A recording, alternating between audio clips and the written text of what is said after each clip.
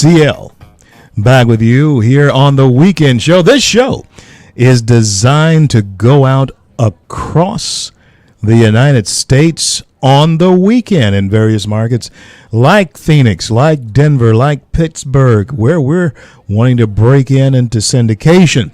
And I want to thank all of you for making my show, the CL Bryant Show, the most listened to talk here in the Arklatex area. And I want to thank our sponsors, Holmes, Honda, European, Bailey's, Fine Jewelers, Tiger Axle, Milam Cars, DavTac Custom Arms and Ammo, Signature Cleaning, Subway, and don't forget to stop by and see my buddy Bubba Winningham at Chevyland.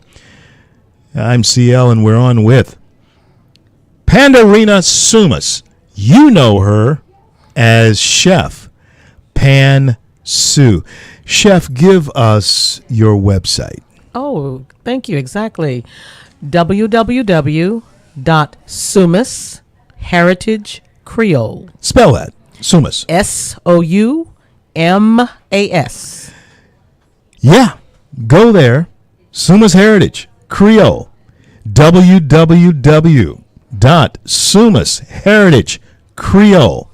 I promise you, you won't be disappointed. And if you get her to cater something for you, you'll have her back. There's no question about it. Now, I wanted to ask you this. When people come to Louisiana, let's deal with this.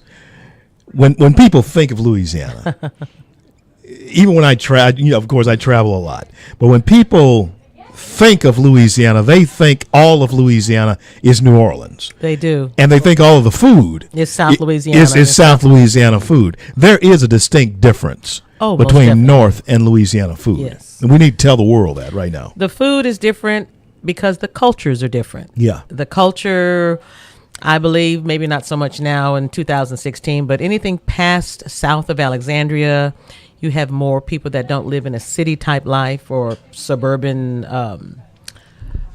life as far as subdivisions. A lot of people still live on the land that their grandparents, they may have built a beautiful home, but they still live on the land. Yeah. So many still live close to bayou waters. They fish, they crawfish, they crab, catch quail. So, they still go into the city to get the basic, but a lot of people still hold on to the culture. Nothing wrong with getting away from that if you have added things with new generations. Yeah. But I think that's more of why South Louisiana still clings to a lot of that. And North Louisiana but in there's not a lot of deer. Well, there is deer eating down there in South Louisiana and all that type of thing. That's the same sportsman's paradise. We hunt, we kill it, we cook it.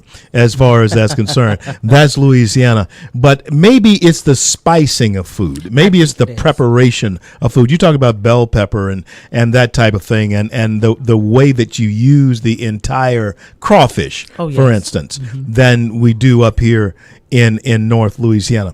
5 years from now, what do you expect? Where are you looking to be?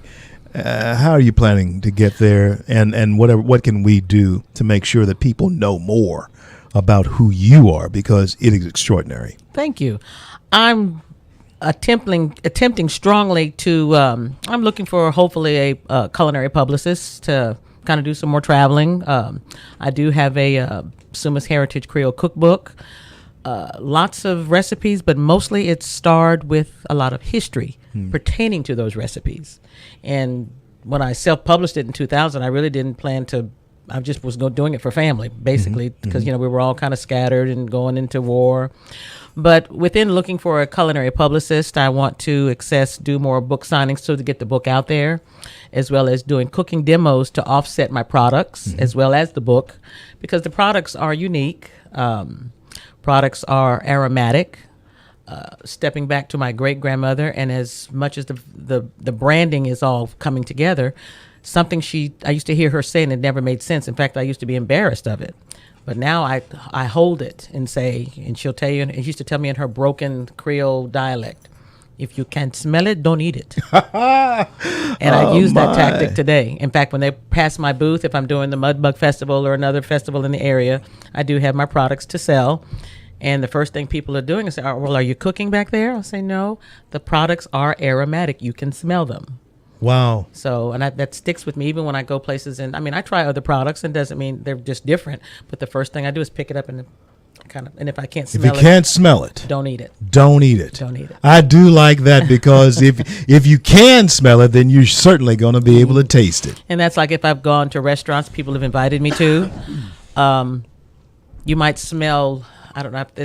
You might could smell heat or something, but you really can't smell the cooking. I'm thinking, who's cooking back there? So the eating experience is a total experience of the senses. Of the senses. And when we talk about a person with an educated palate, we're talking about somebody who understands the different flavorings. That is correct. That they are tasting. So many people just don't understand that eating should be an experience. An experience, as well as like you were saying earlier about most people equate South Louisiana with Louisiana.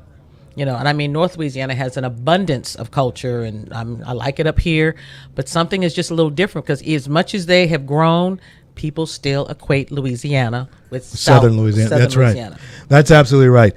Well, Chef Pandorina Chef Pan Sue, and that is Suma's Suma's Creative Suma's Heritage Heritage. Creole. SumasHeritageCreole.com.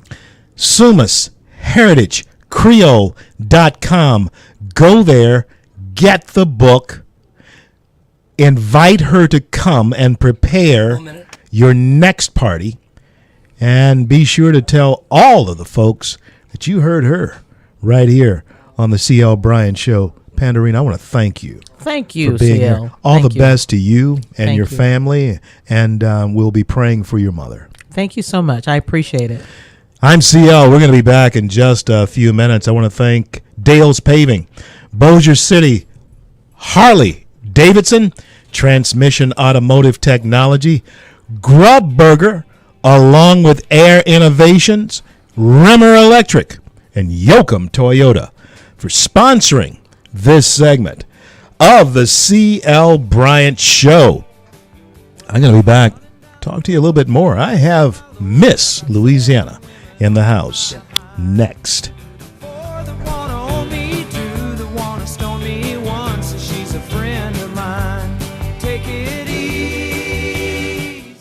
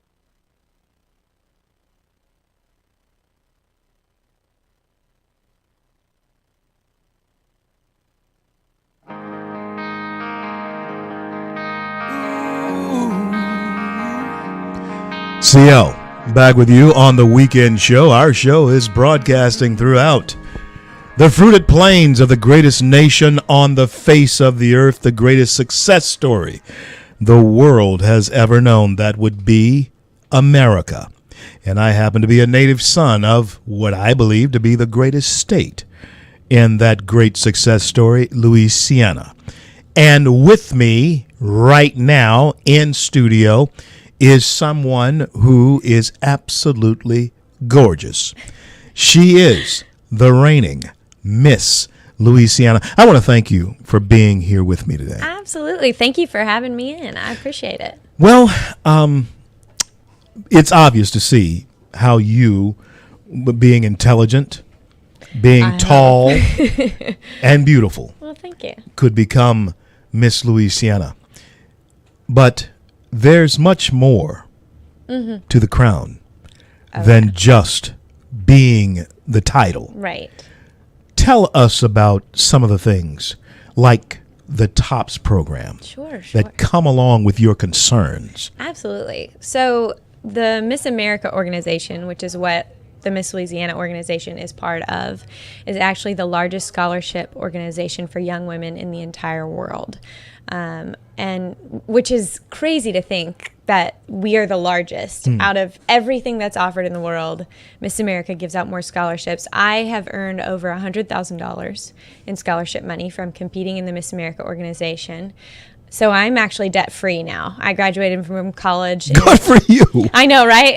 I graduated in 2014 from an out-of-state school, a wonderful college, Oklahoma City University. Oh yeah, we won't hold that against you. No big deal. It's fine. I had to go out state. I was a musical theater major, so. Were you? I was. They didn't offer a program in Louisiana at the time I went to college, so obviously I had to choose another state. But going outside of state definitely presents problems as far as funding goes. Yeah. For your college experience. So I had to think of a way to be able to afford college. And the best way that I knew how to do that was by competing in the Miss America organization. And earning over $100,000 and then another $17,000 at Miss America, where I placed third runner-up and also won talent, was obviously very helpful in my life. And being able to start now as an adult and be debt-free is amazing. Now, you know, there were people, I'm sure, that pushed you along the way, encouraged you along the way. The genetics, I mean, they did everything, you know, as far as that's concerned. So that was a given. But who was that person that said, you can succeed, you can do this? Sometimes that's the unsung and unspoken person. Yeah, that unsung hero for sure.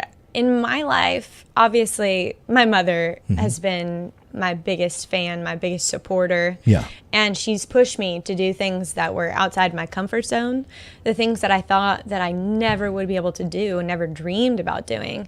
And obviously, I'm very thankful for everything that my mom has done for me and the things that she has sacrificed. You know, she sacrificed her time so that I could go to voice lessons when I was in first grade, and she would drive hours to take me to these voice lessons or drive hours to take me to plays that I was in. And these were the things that my mom did so that I could have the life that I wanted to have. I have two little granddaughters that Michelle is just adores, and it's amazing how. And I have three daughters of my own; they're grown now. It's amazing. Is it in the DNA maybe of every young girl? And we're going to talk about something a little bit deeper than that, but I just want to get this out of the way. Yeah. Is it in the DNA of every young girl perhaps to wear the crown? Because I'm looking at the crown that you're wearing. And I remember my daughters when they were little. And of course, I sometimes had to sit in on tea parties and sit there and drink, tea and all that. You put on your makeup. Yeah, I had to do that. And I was that kind of dad. Is it a dream still of most American young girls to be who you are becoming? To be a princess? Yes, that's it. Yeah, to be a princess. I think it's one of those things that we idolized when we're younger. We look up to the Disney princesses when we're younger. We see Barbie and she looks like a princess. And we see a lot of things in the media today that make young children want to be princesses. You get to dress up in a pretty dress and a crown and look beautiful, and you have loyal subjects. Look beautiful. And you do. You have when you came in, I first thing I did was grabbed your hand, kissed you, my queen, and that's it. Because but there is, as America evolves, the American woman is also evolving. Absolutely. And there is a place beyond being the princess that the American woman is going to. Oh, absolutely. Help us understand where that place is. Well, I think where that's taking us. I've learned a lot about that through being in Miss Louisiana and being Miss Louisiana as well. That obviously a crown is beautiful and the dresses are gorgeous, and what you said when I first came in, it's like, Your Majesty, Your Highness, you're beautiful. Yes, that is the thing that gets you in the door. That is the thing, that first presence, that first shocker of, oh wow, that's a crown and that's a princess, obviously gets me in the door. But the rest of it, the substance behind the woman with the crown, is the thing that makes Miss America what it is. It makes women what they are. Obviously, we put on our best face and we all want to wear makeup and look beautiful, but that's obviously what gets us in the door. Now, the Miss America pageant, is that the next step for you, or is that... Actually, so I'm almost done with my reign. I will finish June 25th as Miss Louisiana, and I competed in Miss America in September. Yes. So I knew that. So that was a thrilling experience. And was it really? It was amazing. One of the coolest things It's about a lot of work, though, isn't it? It's definitely a lot of work, but it's all worth it. I mean, obviously, you're getting ready. We compete in swimsuit. We compete in interview, which is one of our biggest portions of the competition. Talent, which I sang. And then we also compete in onstage question and evening gown. So those are big portions of the competition.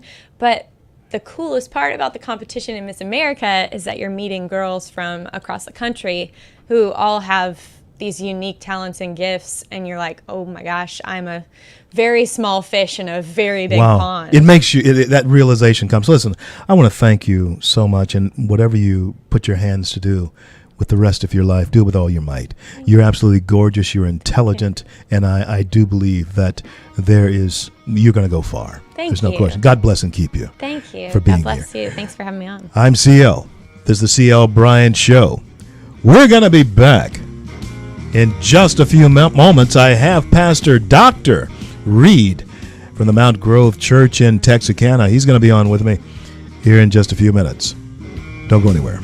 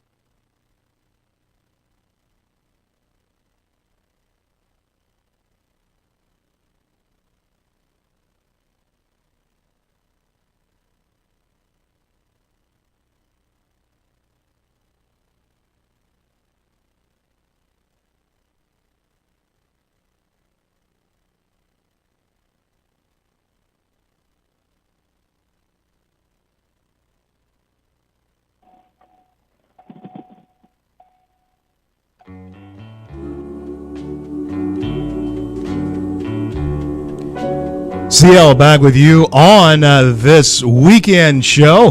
This show will broadcast throughout the Fruited Plains, particularly in targeted areas like Pittsburgh, Phoenix, and Denver.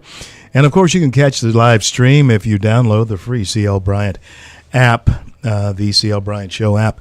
You know, last weekend I told you folks that I was headed up to Texarkana to do an event, a venue up there at the Mount Grove Baptist Church, and I was fortunate to have met someone who I really have great admiration for, not only for his stand on issues that we're going to talk about here coming up in this segment, but also his courage in doing so.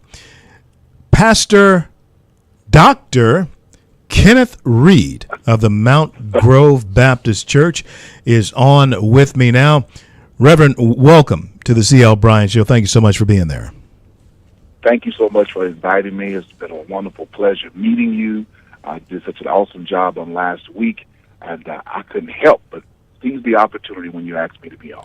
Thank you, Pastor. Now, it seems as though your city government, your government is trying to bring in what they want to call an anti-discrimination type of ordinance. It's called Ordinance M130. Is this anti-discrimination label, in your opinion, is this a deception? Is this a delusion, in your opinion? I believe it is because what they even how they did it. They tried to have an executive session and come out and pass it without the people having an input on it. So it becomes a delusion. And it's an attack on the family. I just believe that with me being a pastor, with me being a family man, this to me is an attack on the family. And we have to have people in place that believe in the sanctity of family. And so, yes, this was a smokescreen. This was a delusion that was given to try to ease things through, to make us almost genderless when gender does matter. Pastor, did the general public, did the citizenry, the voting public, have any say-so into this matter, or was this something that you just woke up and all of a sudden it existed? Woke up and all of a sudden it just existed. It was done quietly, it was done behind closed doors, and just came out. And that's the thing that outrage. That's why we're trying to repeal it, because how our city government is set up, that when they have an executive session and vote like that, it becomes an ordinance. And so we have the opportunity to repeal it, but the idea that it passed unanimously Wow. is an issue for me. Wow, so there was no one on that executive committee that said no way. And these are people that you all had voted for, that people had put into office thinking that their core values were at least similar to theirs. There's a sense of betrayal here, I would think, wouldn't there be? Yes, it's a sense of betrayal in that, once again, it goes back to family values. And you're trying to, what they did was, this is my thing, they didn't want us to see who presented it, and they didn't want to see how it was voted. So when you say unanimous, that means everybody voted for it. Even if it won by majority rule, you wouldn't know who voted against it. Wow. You know, Pastor, both of us are black men. Both of us are men of the cloth, as it were. We're clergy, as it were. Now, when we look at, you mentioned family values, and you mentioned values, period. When we look at that aspect of it in light of they try to make this a civil rights type of issue, would you speak to how offensive that should be? It's not necessarily offensive to all to black people of a certain age, in fact, but it is offensive to me. Give us your take on how you feel about it. This is how I feel about that. I was born black, and I'll always be black. What they're doing is that by making it a civil suit, they're saying we're born like this, so we don't have a choice. But you want them to have a choice now. I don't have a choice whether to be black or not. So to say this is civil, it upsets me because guess what? I didn't choose my color. I Right. didn't choose my color. Right. And so you're now giving them a choice that they can choose whether to be male or female. Well, guess what? You have to go with the equipment that you were given. I like it. I like it. I like it. And when we're talking about that, Reverend, then both of us have also been 14 and 15-year-old young men. Both of us have been that. There's something called hormones involved in this type of action too. If you'd speak to that. Yes, one of the things is that what it does is, from what I understand in the reading, is that in schools, whether you be 14 or 15, if today you're male, you have everything, faculties, but you decide today that you don't want to go to the male's bathroom, you want to go into the women's bathroom or the girls' bathroom because you maybe saw someone else go in there. Texarkana. Once again, Yeah. Go ahead, Pastor. sir. Go ahead and finish your thought. And so that's what happens. Now you got a hormonal 14 or 15-year-old in a stall, in a woman's bathroom, and that is not a good place to be, because now you're giving opportunity for other things to happen. Yeah. I think we have to protect our daughters as well as our sons Yeah. with this type of behavior, because not only would a hormonal teenager can do that, male, but also a hormonal Female. woman. Yeah. Yeah. Yeah. Can do the Absolutely. same thing to a young man. So I'm talking about protecting family. And Fathers protecting their children, mothers protecting their children, families protecting families.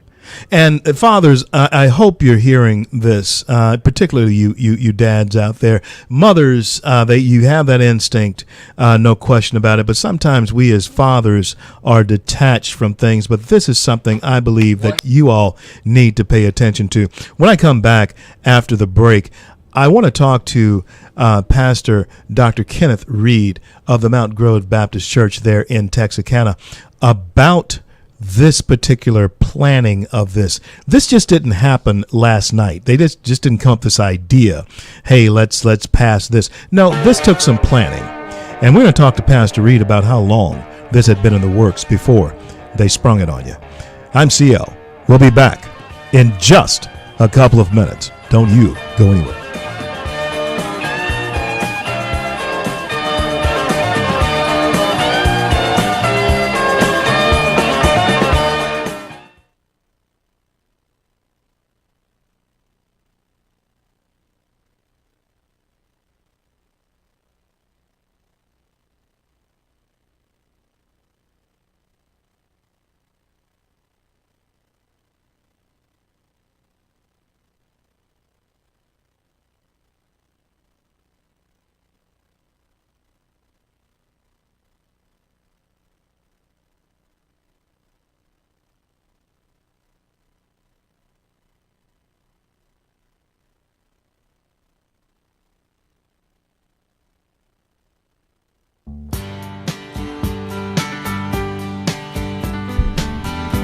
CL, back with you on this Friday evening here in the jeweled cities of the Arklatex, Shreveport, and Bossier, where we are emanating from. I want to welcome aboard all of our friends in southern Arkansas and East Texas and throughout the fruited plains of America.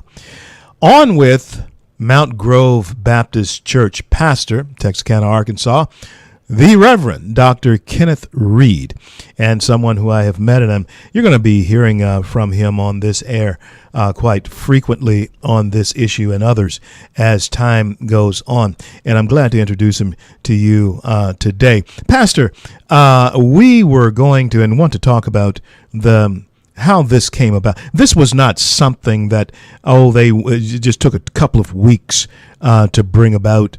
This is something that how long was this in the works before you knew that it was happening? Give us your take.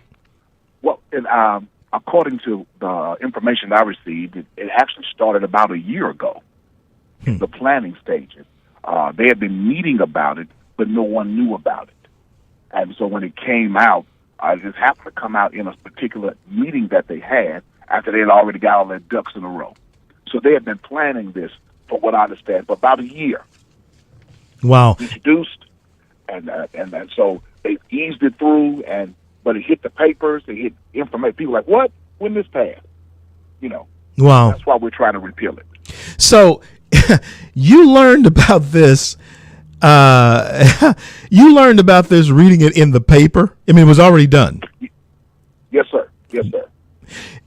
And folks, listen to me. This is exactly what my mantra. You hear it every day. The cost of freedom is eternal vigilance. Old TJ himself, Thomas Jefferson, said that. You have to watch those people that you elect to office. And now, when we look at the repealing of this, Pastor, when will voting start as far as the repeal of this is concerned? Early voting is actually starting in about a couple of weeks. But the actual date is June the 28th. That's when we actually go to the polls and vote on it. So we're pushing all of our Arkansas citizens to go out and vote. I see that 2,500 folks have already signed a petition to repeal this unjust law. Oh, yeah. Yeah, and so I certainly encourage all of our listeners there in the Texarkana, Arkansas area where this show is heard. You find Mountain Grove Baptist Church. I'm sure they can. Where can they sign the petition? We can sign a petition here at the church. It's at 2801 Arkansas Boulevard, Texarkana, Arkansas 71854. The church's number is 870-772-9883. My administrator, we have staff here Tuesday through Friday from 9 to 5. You can give a call, and that way you can come by and sign the petition. It's very important that we sign this petition, that people know. Texarkana, Arkansas, and Texarkana, Texas is a very unique place, and we have two sides to the city. And the ordinance that affects one side usually affects the other side. Wow. And so this will actually be affecting the Texas side as well? Right, because businesses have already started. They're already trying to prepare for what's going to happen with this. I've experienced genderless bathrooms on the Texas side already. Wow. So it's already, they moved real fast. I mean, the businesses seem to have moved real fast and falling in line with this. Folks, I'm telling you, there's something that is just not kosher. There's something that's just not right about this. Pastor, I want to thank you for being on with me. I know that you have a class to teach, but got to have you back on real soon. If you give out the church number again and the church address for those who would like to sign on to the petition to repeal this law that has been passed in the dark of night, basically in executive council, to actually circumvent your core values, you need to call Mount Grove Baptist Church. Pastor, give us that number and the address. The address of the church is 2801 Arkansas Boulevard, Texarkana, Arkansas 71854. The church's number is 870-772-9883. You can call our church family, and we'll be able to get you. We even have signs available to place in your yard. That way you can come by and sign the petition. So we're looking forward to a great turnout. We're going to be pushing this. June the 28th is the day that we go vote. Texarkana, Arkansas goes to vote to repeal this law. And we need your input. We need your vote. We need your presence. We need you visible. Please tell First Lady Linda Reed that we said hello here from the C.L. Bryant Show. God bless and keep you. I know that you're going to fight the good fight because you already are. Pastor Dr. Kenneth Reed, Mount Grove Baptist Church there in Texarkana. Join him in the repeal of this unjust law. God bless you, man. I'll talk to you soon. Yes, sir. You too, man. God bless you. Folks, this is something that we must be vigilant over. We must always watch what is going on with those folks we put into office. Otherwise, they may go into executive session and unanimously vote on something that you are not aware of, and before you know it, you're reading in the paper, hey, this is you. And when you know it's not. I'm CL. Be back in a minute. I will answer the wind. I will leave with the time. I'll be out on the road every chance I can ride.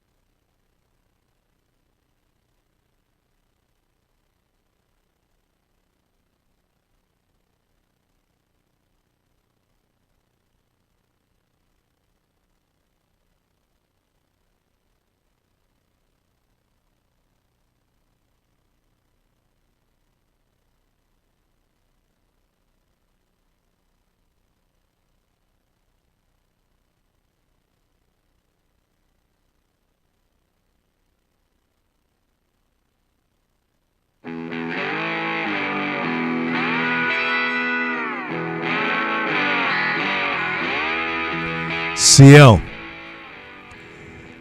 Seems like sometimes we're sitting idle in a time of war. We can't do that. We can no longer afford to do it. You got to take us. Let me say this to you. There are some people, and you know this is true, who want to remain neutral on everything. They don't want to take a stand. They don't want to get involved. And one of the reasons for that is the same reasons that some dads who have kids going to competing in the same sport,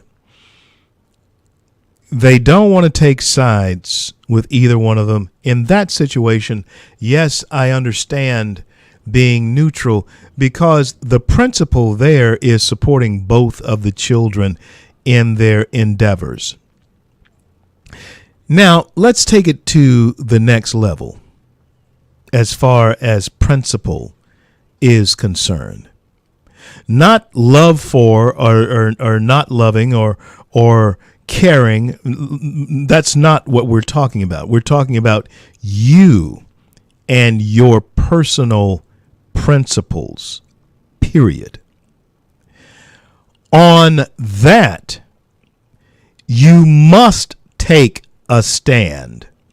You must choose sides, because that is the only way that you can determine what your principles are about the changing climate in this country toward a lot of things. LGBT stuff is just not one of them.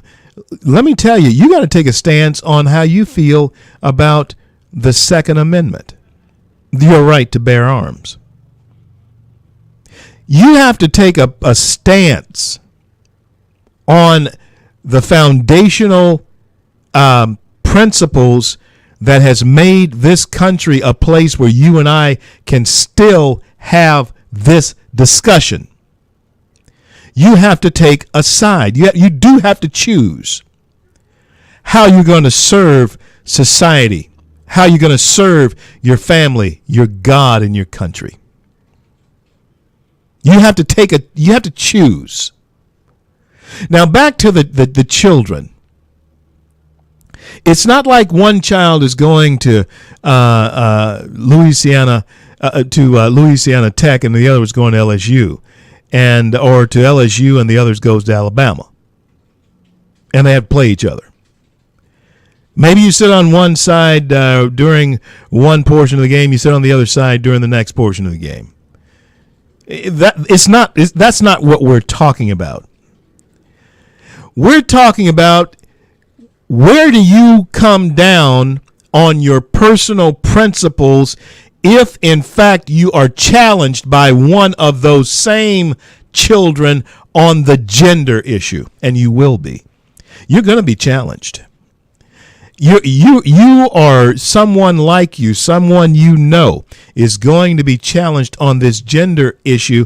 And no, you're not going to throw the baby out with the bathwater, but this is what you must do if, in fact, you maintain integrity. And that is, you have to make it known that I disagree with you on that. And yes, if, in fact, you are for pushing ordinances that will make me subject to that, then I will fight it. That's the stand that you have to take. And you have to make it clear that you're not fighting them. You're fighting their personal beliefs, because evidently they may be contrary to yours. If any of my children decide that they want to be Satanist, guess what? Yeah, I'm going to love them right on. But I will never agree to their beliefs. I will never side with them on their beliefs. Why? Because it is absolutely against my core value principles as a minister of the gospel of Jesus Christ. I would have to choose Christ over the beliefs of my children. That is not to say that I have now rebuffed and turn my back on the child. No. But I cannot help the child out of what I would interpret to be a quicksand pit if I jump in with the child, or with the brother or the sister. I can't help them if they want it.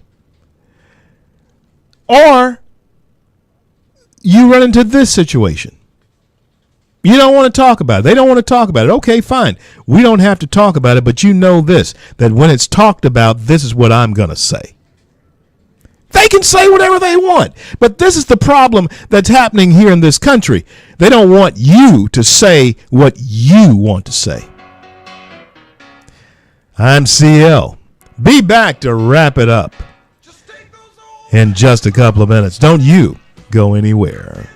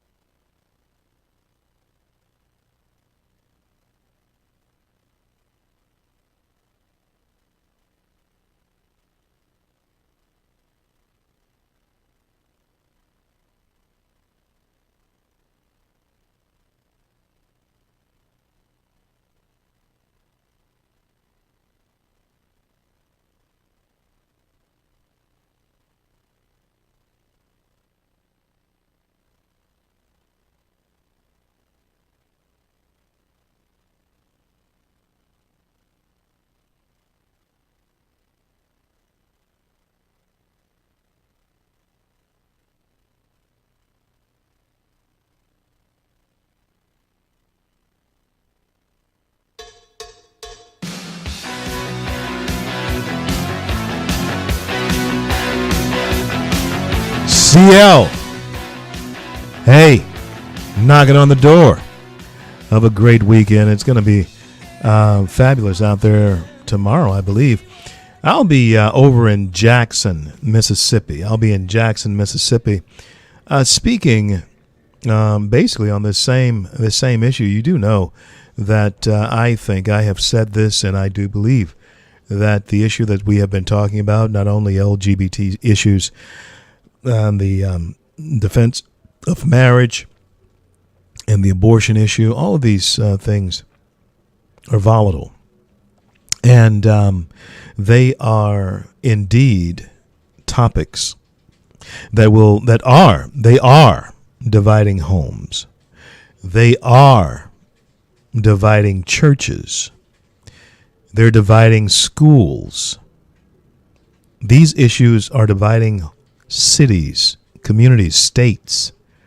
It's dividing political ideology throughout the state, throughout the country.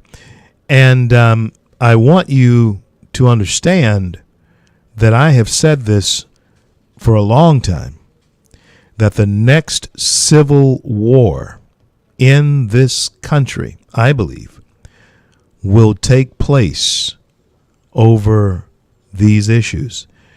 The lesbian, gay issue, bisexual, transgender, LGBT issue. Abortion will be on that plate.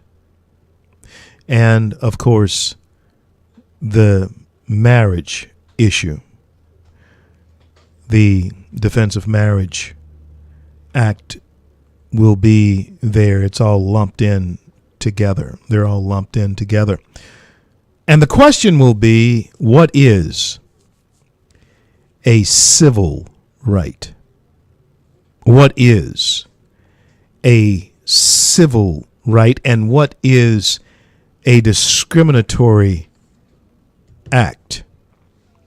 You see, because they're wanting to couch this in the light of the civil rights movement. They're wanting to couch it as anti-discrimination.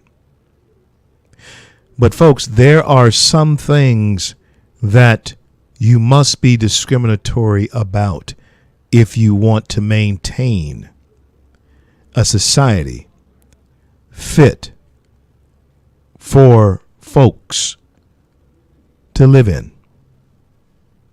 Because you can make all the choices that you want to make. But I am of the belief that you can't choose the consequences. And with that said, I want to thank God for bringing us to the close of yet another week. And I want to thank Him for our men and women in uniform around the globe who defend our right to speak our mind. And until I'm able to talk to you again, I'm CL. And may God bless and keep you all. Keep freedom alive, and to the families left behind, we'll stand by your side, and the bond